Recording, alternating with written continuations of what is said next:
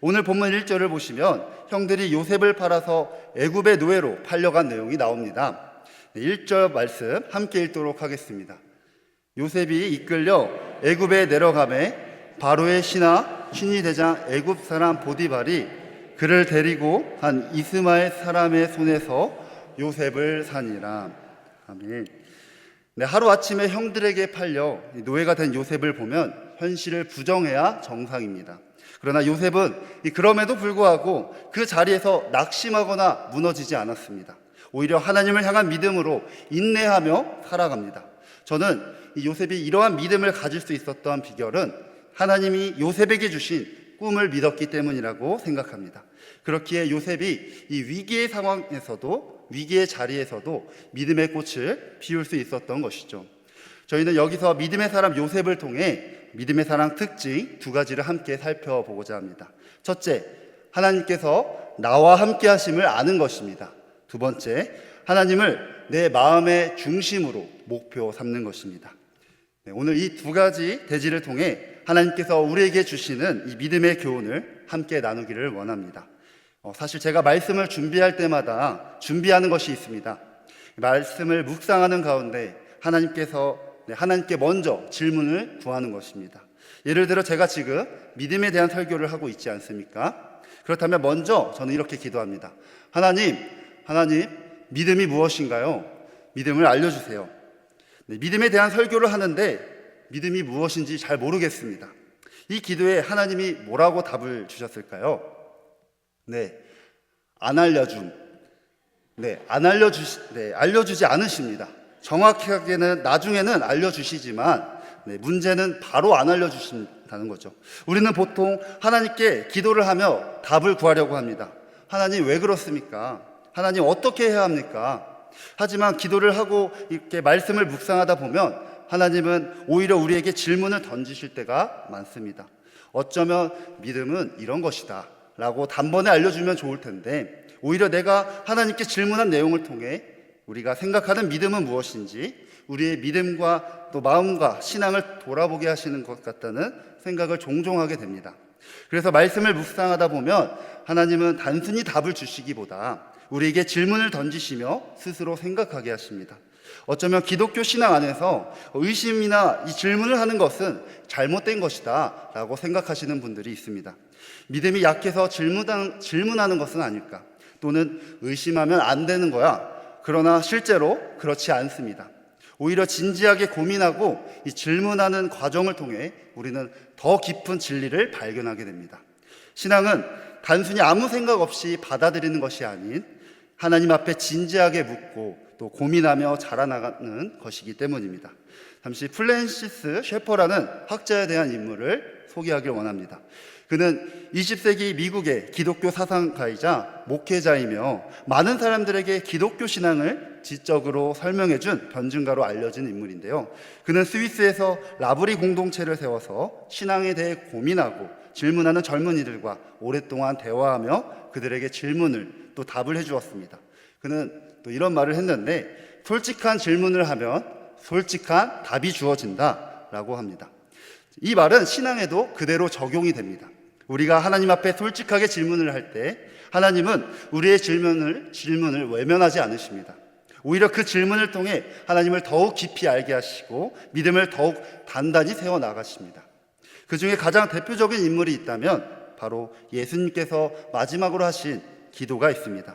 예수님께서 십자가에 달리시고 숨을 거두시기 전 하나님께 이렇게 기도했습니다.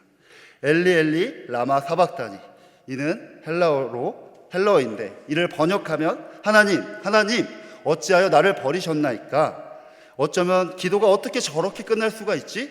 할 수도 있겠습니다. 그런데 이 기도는 예수님께서 시편 22편 1절의 말씀을 적용하신 구절입니다. 시편 22편 1절도 함께 읽겠습니다. 내 하나님이여 어찌 나를 버리셨나이까. 어찌 나를 멀리하여 돕지 아니하시오며 내 쉬는 소리를 듣지 아니하시나이까. 아멘. 그러나 저희가 여기서 발견할 수 있는 사실은 예수님께서는 그럼에도 불구하고 하나님을 찾았다는 사실입니다. 사실 예수님께서는 십자가를 지시는 사실을 알고 계셨습니다. 그러나 문제는 무엇입니까? 내가 져야 하는 십자가를 모른다는 것입니다. 우리가 져야 하는 십자가가 무엇인지 모른다는 것이죠. 대부분의 많은 사람들이 자신이 져야 할 이 십자가는 내가 무엇인지 모릅니다. 내가 져야 하는 십자가는 무엇입니까? 많은 사람들이 져야 하는 십자가의 끝은 나를 내려놓아야 되는 것이라고 생각합니다. 그런데 나를 내려놓는다는 것은 참으로 쉬운 일이 아닙니다. 자신을 부인해야 되기 때문이죠. 그러나 저는 나의 힘으로 할 수 없기에 하나님께 질문합니다. 하나님, 내가 져야 할 십자가는 무엇입니까? 어떻게 해야 할까요? 이렇게 질문하는 신앙이 믿음의 시발점이라고 생각을 하는데요. 사랑하는 성도 여러분께 또 예수님께서 십자가에 하신 이 기도는 하나님의 원망이 아닌 하나님의 말씀을 붙들고 계셨다는 사실을 기억했으면 좋겠습니다. 가장 고통스러운 순간에도 예수님은 여전히 하나님을 향해 나의 하나님이라고 부르고 계셨습니다. 이것이 바로 믿음입니다. 상황은 무너졌지만 하나님을 부르는 관계는 무너지지 않았습니다. 십자가 위에서도 나의 하나님이라고 부르는 것이 바로 믿음의 사람들의 모습입니다. 그렇다면 적용으로 우리가 해야 할 것은 무엇입니까요? 하나님을 향해 질문할 수 있는 관계가 믿음입니다.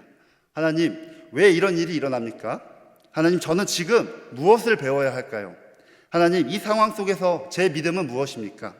이 질문들을 가지고 하나님께 나아갈 때 우리의 질문을 통해 우리의 믿음을 더욱 성장시켜 주실 줄 믿습니다. 우리 잠시 양옆 사람에게 이렇게 인사하겠습니다. 답만 찾는 신앙이 아닌 하나님께 질문할 줄 아는 신앙인이 되기를 바랍니다. 답만 찾는 신앙이 아닌 하나님께 질문할 줄 아는 신앙인이 되기를 바랍니다.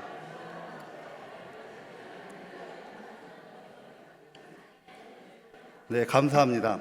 네, 사실 앞으로의 시대는 답을 잘하는 사람보다 질문을 잘하는 사람들이 살아남는 시대라고 합니다. 예전에는 지식이 많이 알고 있는 사람이 인정을 받았죠. 그러나 지금은 인공지능이 발전하면서 우리가 질문을 하면 할수록 수많은 답을 얻는 이 시대 속에 살아가고 있습니다. 그래서 이제는 단순한 지식을 많이 아는 것보다 어떠한 질문을 하느냐가 중요한 시대에 살아가게 되죠. 왜냐하면 질문이 깊어질수록 그에 대한 답이 더 깊어지기 때문입니다. 그래서 오늘 이 시간 저는 성도님들께 한 가지 부탁의 말씀을 드리고 싶은데요. 우리는 신앙생활을 하면서 때로는 기다림의 시간을 지나기도 하고 이해되지 않는 상황을 만나기도 합니다. 그러나 그럼에도 불구하고 하나님께 끝까지 기도하며 질문하는 신앙으로 나아가기를 소망합니다. 그리하여 오늘도 하나님 앞에서 진지하게 묻고 말씀 앞에 고민하며 그 질문 속에서 하나님을 더욱 깊이 알아가시는 저와 여러분 되기를 주님의 이름으로 축원합니다. 며칠 전 제가 어린이부 아이들과 함께 나들이를 다녀왔습니다. 지난주에 딱 이 오후 예배 시간대 다녀왔었는데 그때는 날씨도 좋았고 참 아름다웠습니다. 잠시 사진 한번 띄워주시면 감사하겠습니다. 네, 이렇게 아이들과 함께 걸어가는데 길가에 예쁘게 피어있는 꽃들이 보였습니다. 그런데 꽃을 보면서 이런 생각이 들더라고요. 이 꽃이 피어나는 것은 과연 쉬운 일일까? 네, 사실 꽃이 자라나는 데까지 그 과정 속은 많은 실현의 과정이 있다고 들었습니다. 겉으로 보면 참 아름답게 피어 있죠. 네, 하지만 꽃이 피기까지 이 과정을 생각해 보면 결코 쉬운 일이 아닙니다. 우선 씨앗이 땅 속에 묻히는 시간도 있어야 하고 또 어두운 흙 속에서 기다리는 시간도 필요합니다. 그리고 뿐만 아니라 이 단단한 흙을 뚫고 올라오는 시간도 있어야 하죠. 이뿐만이 아닙니다. 또 새싹이 자라나면서 많은 바람과 또 비를 견뎌야 결국 꽃을 피어나게 됩니다. 오늘 본문 안에 등장하는 요셉 또한 마찬가지였습니다. 네, 요셉하면 믿지 않는 사람들까지도 요셉이 꿈의 해석자인 걸로 유명합니다. 사실 제가 어릴 적부터 지금까지 이 성경 롤모델을 한 명을 꼽으라 하면 요셉이었습니다. 왜냐하면 요셉의 삶을 보면 이 왕의 꿈을 해석해서 애굽의 총리가 되는 이 기적을 경험하기 때문이죠. 그로 인해 또 애굽 사람들에게도 주변 이웃에 많은 생명을 구하고 인정까지도 받습니다. 이처럼 요셉은 또 꽃처럼 아름다운 결말이 있기 때문에 저는 롤 모델을 삼았는데, 그런데 점점 제가 성인이 되면서 요셉이라는 인물에 대해 알아보니까 요셉이 총리가 되는 과정 결코 쉬운 일이 아니었습니다. 요셉은 많은 위기와 이 어려운 상황 가운데서 그럼에도 불구하고 포기하지 않은 것이 있었습니다. 바로 하나님께서 요셉에게 준 꿈의 확신이었습니다. 그래서 그 꿈을 통해 요셉은 끝까지 하나님을 향한 믿음을 잃지 않았었죠. 이것이 바로 믿음의 사람 첫 번째 특징입니다. 함께 따라해 보겠습니다. 믿음의 사람은 하나님께서 나와 함께 하심을 아시는 것입니다. 믿음의 사람은 하나님이 나와 함께 하심을 아는 것입니다. 하나님께서는 언제나 우리 곁에 함께 하십니다. 그런데 문제는 우리가 이 사실을 어떻게 아는가입니다. 요셉이 하나님과 함께 한다는 사실을 보디발이라는 사람을 통해서 알 수 있는데, 보디발이라는 사람에 대해서 잠시 어떤 인물인지를 설명하기를 원합니다. 그는 왕의 신하이며 또 친위 대장으로 이스마엘 사람에게서 요셉을 샀던 애굽 사람이었습니다. 오늘날로 따지면 이 대통령을 지키는 최고 경호원입니다. 그런데 그러한 보디발이 요셉의 어떠한 면모를 보고 노예시장에서 그를 샀을까요? 오늘 본문에서 그 다음 절인 6절을 보시면 요셉은 이 용모가 뛰어났다고, 아름다웠다고 합니다. 성경에서 외모가 뛰어났다는 표현은 그냥 일반적인 칭찬이 아닌데요, 보통 잘생긴 수준이 아니라 아주 어마무시하게 잘생겼다는 것입니다. 그래서 요셉을 외모를 보고 샀겠구나 라고 생각을 했습니다. 그러나 오늘 본문 1절을 자세히 살펴보면 이 보디발의 역할은 친위 대장입니다. 당시 대장인 보디발이 노예를 사러 왔다고 생각해 보십시오. 대장인 보디발이 굳이 잘생긴 남자를 살 필요가 있었을까요? 네, 없었습니다. 보디발이라는 사람은 이 친위 대장으로 그러나 많은 사람을 만났을 것입니다. 사람의 눈은 마음의 창이라는 말이 있듯이 보디발은 사람들의 눈만 봐도 이 사람은 어떤 사람이구나를 알았던 것이죠. 그렇다면 보디발은 이 요셉의 외모보다는 요셉의 가능성을 보고 샀을 확률이 큽니다. 저는 여기서 인간이 참 영적인 존재이구나를 깨달았습니다. 보디발도 영적으로 믿는 사람은 아니었을 것 같은데 보디발도 영적으로 무언가 있구나 라는 것을 느낀 것이죠. 그렇게 요셉은 보디발의 집에 있게 됩니다. 다음 2절 본문 같이 읽도록 하겠습니다. 여호와께서 요셉과 함께 하심으로 그가 형통한 자가 되어 그의 주인 아멘. 그런데 2절 말씀을 보시면 이런 질문이 생깁니다. 하나님이 요셉과 함께 한다고 했는데, 형통한다고 했는데, 그럼 좋은 일만 일어나야 되는 거 아닌가? 왜 노예가 되게 하셨을까? 처음부터 요셉을 좋은 길로 가게 하면 안 됐을까? 사실 이 질문은 좀 전에 나왔어야 됐는데, 하나님, 왜 요셉을 노예로 삼게 하셨을까요? 그렇습니다. 인생에 살아가는데 우리가 잘 되는 것은 매우 중요합니다.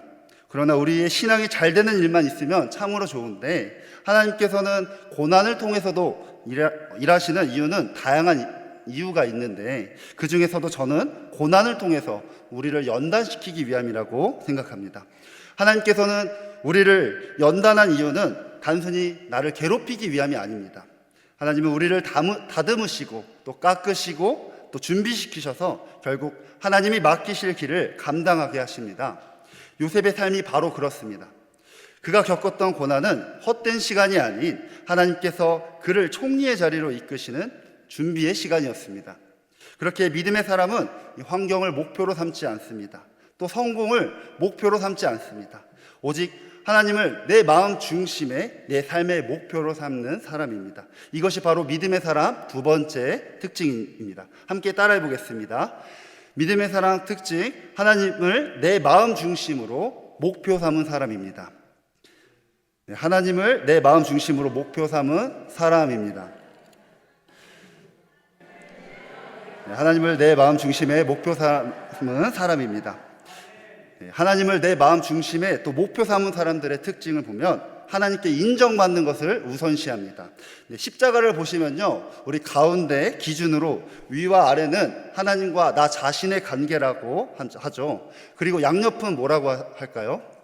이웃, 맞습니다. 이웃과 자신과의 관계입니다. 그런데 십자가는 이 위아래가 더 긴가요? 양옆이 더 긴가요? 그렇습니다. 위아래가 더 길죠.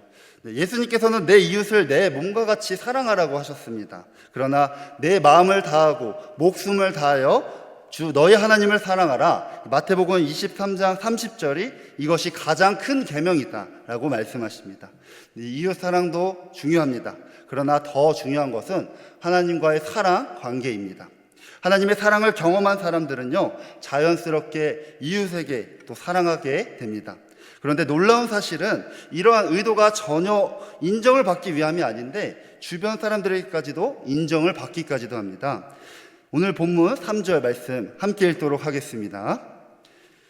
그의 주인이 여호와께서 그와 함께 하심을 보며 또 여호와께서 그의 범사에 형통하게 하심을 보았더라. 아멘. 네, 믿음의 사람은 이렇게 자연스럽게 주변 사람들에게까지 영향을 끼칩니다. 하나님을 믿지 않았던 보디발조차도 그것을 인정했습니다. 보디발은 요셉에게 하나님께서 함께 하신다는 사실과 또 그로 인해 요셉의 삶에 형통함이 나타나는 것을 보게 됩니다. 이처럼 하나님께 인정받은 사람들은, 이 믿음의 사람은 자연스럽게 주변 사람들에게도 인정을 받게 됩니다. 그런데 여기서 우리가 흔히 하는 실수가 있습니다. 나는 하나님께 인정받는 삶을 살았으니까 주변 사람들을 무시하는 것입니다. 그것을 또 내가 하나님한테 인정받았어, 그것을 기준으로 삼고 종종 다른 사람들을 판단합니다. 너는 왜 못 받았어? 이러한 믿음은 과연 올바른 믿음일까요? 아닙니다.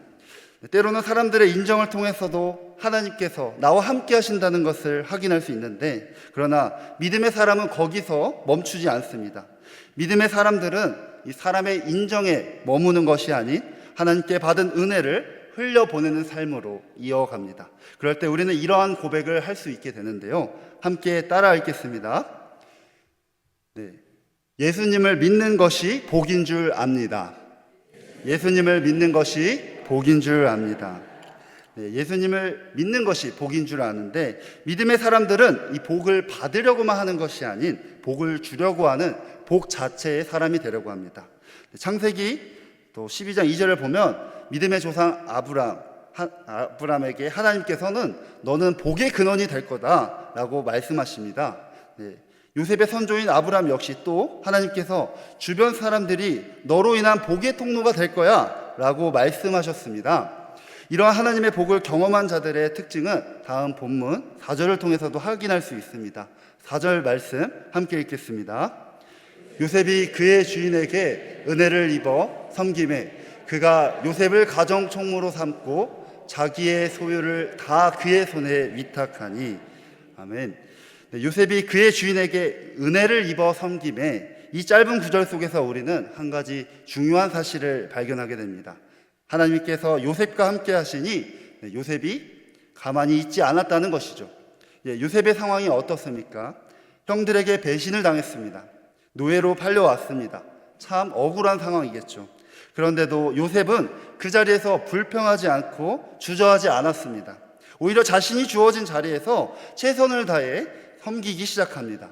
왜 그렇습니까? 하나님의 은혜를 경험했기 때문입니다.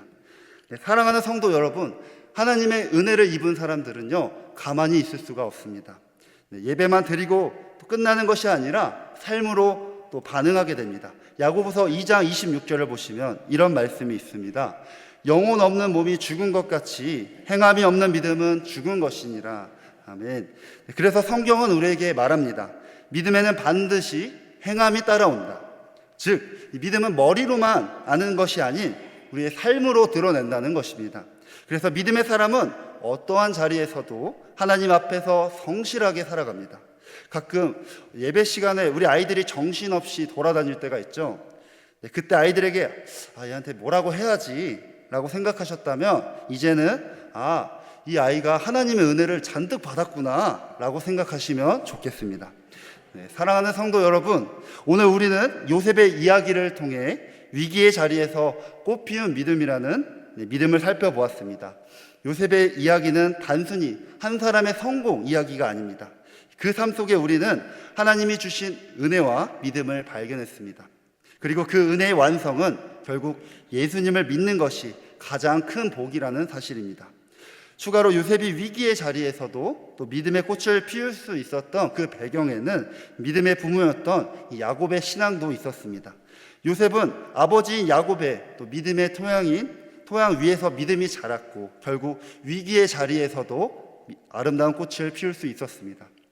사랑하는 성도 여러분, 믿음의 꽃은 하루아침에 피어나지 않습니다. 누군가 먼저 씨를 심고 물을 주어야 하며 기다리는 시간도 필요합니다. 그렇다면 우리에게도 질문을 던져야 합니다. 앞으로 다음 세대를 위해서 나는 이 아름다운 꽃을 피우기 위해 오늘 어떠한 믿음의 씨앗을 심을 것인가? 하나님, 제가 다음 세대를 위해 오늘 심어야 할 것은 무엇인가요? 하나님, 제가 보여줘야 할 믿음은 무엇입니까? 이 질문을 가지고 하나님 앞에 나아가는 질문하는 신앙인이 되기를 소망합니다. 그럴 때 하나님께서 우리의 삶을 통해 다음 세대가 바라보고 또 따라올 아름다운 믿음의 꽃으로 피어날 줄 믿습니다. 이 은혜가 모든 성도님들의 삶 가운데 함께 하시기를 주님의 이름으로 축원합니다.